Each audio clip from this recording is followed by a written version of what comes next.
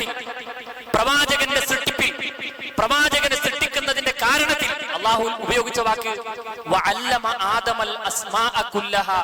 ആദം അലൈഹിസ്സലാത്തു വസ്സലാമക്ക് ഞാൻ എല്ലാത്തിന്റെയും നാമങ്ങൾ പഠിപ്പിച്ചു കൊടുത്തു. എന്താണ് ഈ എല്ലാം? എന്താണ് ഈ എല്ലാം? വളരെ ഗൗരവകരമാണ്.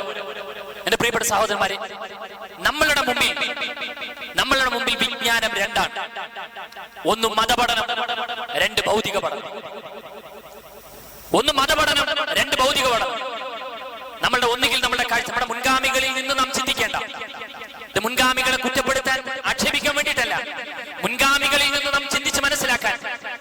ഈ എല്ലാ വിജ്ഞാനവും, എല്ലാ നാമങ്ങളും, എല്ലാ വാക്യങ്ങളും, എല്ലാ വാചകങ്ങളും ഞാൻ ആദമിന് പഠിപ്പിച്ചു. അഥവാ ആദം ഒരു ആലിമാണ്.